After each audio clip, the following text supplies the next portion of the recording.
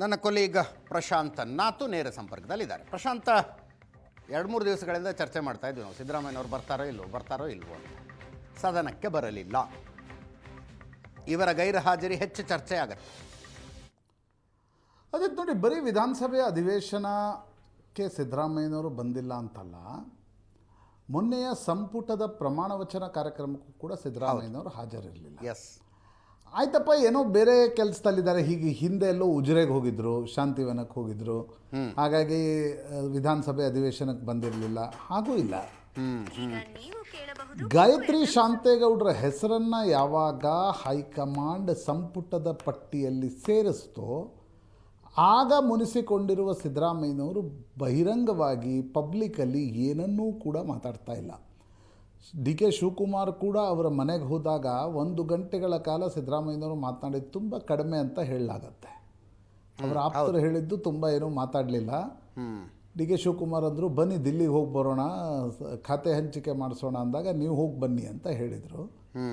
ಮತ್ತು ಒಂದು ವೇಳೆ ಶಿವಣ್ಣವರವರನ್ನು ಮಂತ್ರಿ ಮಾಡಲಿಲ್ಲ ಅಂದರೆ ನಾನು ಈ ಬಾರಿಯ ಅಧಿವೇಶನಕ್ಕೆ ಬರಲ್ಲ ಅನ್ನೋದನ್ನು ಡಿ.ಕೆ. ಶಿವಕುಮಾರ್ಗೆ ಭಾಳ ಸ್ಪಷ್ಟವಾಗಿ ಸಿದ್ದರಾಮಯ್ಯನವರು ಹೇಳಿ ಕಳಿಸಿದ್ರು ಅನ್ನೋದನ್ನು ಸಿದ್ದರಾಮಯ್ಯ ಆಪ್ತ ಮೂಲಗಳು ಹೇಳ್ತಾಯಿದ್ವು. ಇವತ್ತಿನ ಬೆಳವಣಿಗೆಗಳನ್ನು ನೋಡಿದಾಗ, ಮೊದಲ ದಿನ ಇವತ್ತು ಸುಧಾಕರ್ಗೆ ಸೇರಿದಂತೆ ಅನೇಕರಿಗೆ ಸಂತಾಪ ಸೂಚಕ ನಿರ್ಣಯವನ್ನು ಕೂಡ ಮಂಡಿಸಬೇಕಿತ್ತು, ಸಿದ್ದರಾಮಯ್ಯನವರು ಕೂಡ ಮಾತನಾಡುವಂಥ ದಿನ. ಆದರೆ ಸಿದ್ದರಾಮಯ್ಯನವರು ಅಧಿವೇಶನಕ್ಕೆ ಬಂದಿಲ್ಲ.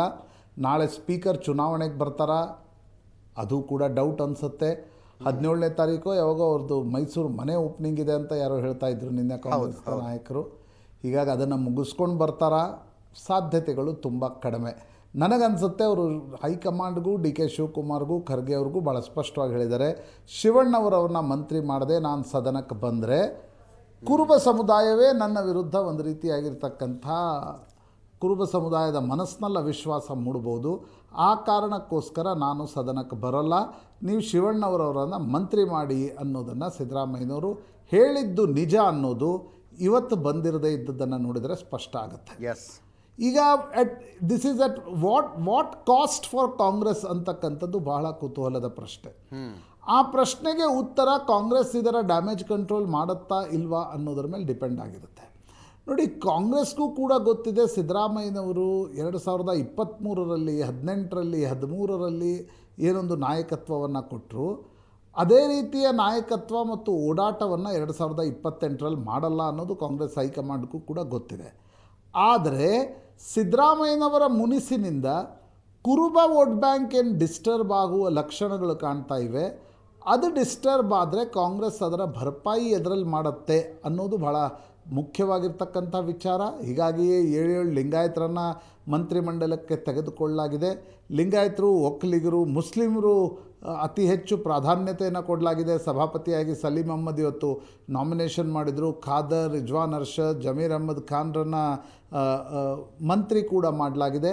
ಹೀಗಾಗಿ ಕಾಂಗ್ರೆಸ್ನ ಟ್ರೆಡಿಷ್ನಲ್ ವೋಟ್ ಬ್ಯಾಂಕ್ ಜೊತೆಗೆ ಕುರುಬ ವೋಟ್ಗಳೇನು ಡಿಸ್ಟರ್ಬ್ ಆಗ್ತವೆ ಅವುಗಳನ್ನು ಭರಪಾಯಿ ಮಾಡಿಕೊಳ್ಳೋದು ಹೇಗೆ ಅನ್ನುವ ತಯಾರಿಯನ್ನು ಕಾಂಗ್ರೆಸ್ ಹೈಕಮಾಂಡ್ ಮತ್ತು ಡಿ.ಕೆ. ಶಿವಕುಮಾರ್ ಈಗಾಗಲೇ ಆರಂಭಿಸಿದ್ದಾರೆ. ಬಟ್ ಸಿದ್ದರಾಮಯ್ಯನವರ ಈ ಬೇಸರ, ಅಸಮಾಧಾನ, ಮುನಿಸನ್ನು ಭರಪಾಯಿ ಮಾಡೋದು ಬಹಳ ಕಷ್ಟ. ವೋಟ್ ಬ್ಯಾಂಕ್ ಈಗ ಅನಿಸುತ್ತೆ, ಮ್ಯಾಥಮೆಟಿಕಲ್ ಕ್ಯಾಲ್ಕುಲೇಷನ್ ತೆಗೆದುಕೊಂಡ್ರೆ ಚುನಾವಣೆಯ ಹೊಸ್ತಿಲಿನವರೆಗೆ ಕೆಮಿಸ್ಟ್ರಿ ಇರುತ್ತೆ, ಅಲ್ಲಿಯವರೆಗೆ ಏನೇನಾಗುತ್ತೆ ಅನ್ನೋದನ್ನು ನೋಡಬೇಕಾಗತ್ತೆ.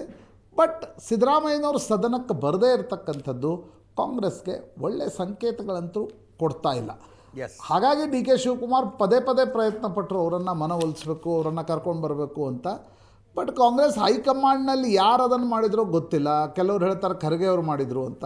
ಹಾಗಿದ್ದಲ್ಲಿ ಗಾಯತ್ರಿ ಶಾಂತೇಗೌಡರ ಹೆಸರನ್ನು ಹಾಕಿದ್ದು ಸಿದ್ದರಾಮಯ್ಯನವರ ಮುನಿಸು ಇನ್ನೂ ಕೂಡ ತಣ್ಣಗಾಗಿಲ್ಲ ಅನ್ನೋದು ಇವತ್ತು ಅವರ ಗೈರು ಹಾಜರಿ ಸ್ಪಷ್ಟವಾಗಿ ಹೇಳ್ತಾ ಇತ್ತು. ಎಸ್, ಇದರ ಇಂಪ್ಯಾಕ್ಟ್ ಏನು ಅಂತ ಮುಂದಿನ ದಿನಗಳಲ್ಲಿ ಅನಲೈಸ್ ಆಗುತ್ತೆ. ನೀವು ಈಗಲೇ ಹೇಳ್ತಾ ಇದ್ದ ಹಾಗೆ